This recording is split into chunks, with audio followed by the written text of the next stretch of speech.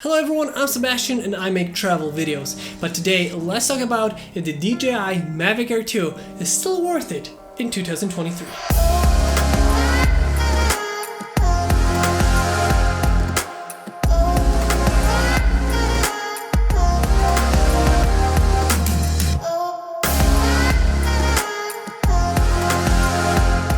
Just a disclaimer, I got this drone when it was brand new, basically at the very release date or maybe a couple days after it, so it has been with me for quite a while. But after a couple of years, how does it stack up with the current drones on the market? When this came out, it was astonishingly good for the size, the price. Not only it was smaller than like a Mavic 1, which I actually had, I had the Mavic Pro 1.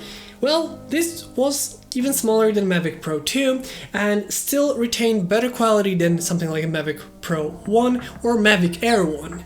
It was pretty astonishingly good with long battery, with really good photo and video, like specifications, so I was really looking forward to this. Mavic Pro 1 for me, it never really stood out for me as a camera drone, and for filming it was okay. This had 4K 60 FPS, 48 megapixels or 12 because it's that kind of sensor. Flight time and everything seemed so much better, and also it was lighter.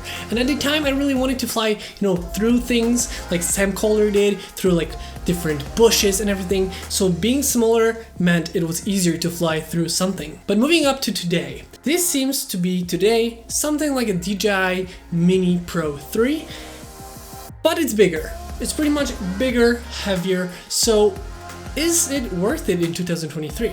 I think the price itself makes this actually a viable option, and that is the reason why I didn't upgrade to the Mini Pro 3. Pretty much everything about this drone is the same, except it's smaller on the Mini Pro. I just don't think it is worth to upgrade if I already have this. I'm not upgrading for like the different picture profile or better sensor or bigger sensor. It's pretty much the same thing but in a smaller body, which this already, when folded up and put in the bag, it's really tiny. And just for a disclaimer, I got it with the traditional controller, which I find really amazing, but at the first time I saw it, I thought it's so big, why did they have to make it? But now I love it, it's just so comfortable to use.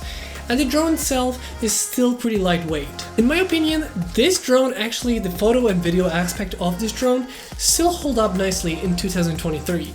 And that is the reason I am not upgrading to any different drone just yet. I feel like this drone was the first one that really got into that space where everything is good enough that people won't notice that it's a different drone if you operate. It is in that space where for YouTube especially, it is good enough. Like the difference between Mavic Pro 1 and this was really big, but from this to like a newer drone, yes, a Mavic Pro 3 will be much better, but at the same time, let's be honest, this is more than enough and it's sharp enough. It's 4K 60. Even working with the files from this, the 4K 60 FPS, it is still a heavy file. So why would I even burden myself with even bigger files? And at the same time, the photos are amazing. The only thing that I wish I had from the Mini is the vertical shooting, but you can still do it with the vertical quick shots. Basically it takes 3 photos and stitches them into like a vertical photo, so it's really nice, it still works, so why even change it? If you don't have this drone and you're thinking about a drone, I think it's actually worth it, even though DJI has been like slightly pushing it off because there's different options, like the S option of this drone, for example, which has better for like video making, or you have the Mavic 3 series, or you have the Mini. Basically, all those drones are the same or better in some kind of aspect. The Mini is smaller, the S is better in video, and the 3 is just generally a higher category. Well, I think it's still worth it. If you don't have a drone, and you don't want to buy something that is way out in the distance, well, why not get this one? I know it might be harder to get this right now, and maybe you can get a used one because it is still holding up nicely today.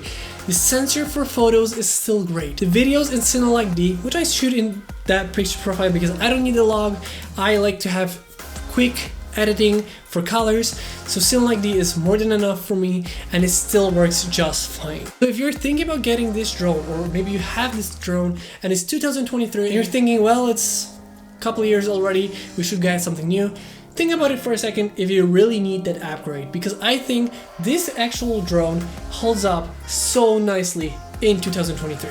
I'll continue to use this drone for as long as it seems to be working just fine, and as long as the picture quality is not really far off from the better, bigger drones or maybe even smaller drones. So in my opinion, it holds up really nicely in 2023, and it's really good drone still. So I hope you guys enjoyed this video, learned something new today, or maybe, just maybe, you thought about the Mavic Air 2 again. It was amazing when it came out, and it still is doing great couple years later. I hope you guys enjoyed this video. If you did, don't forget to like, comment, and subscribe. I hope you guys enjoyed this video once again, and I'll see you next time.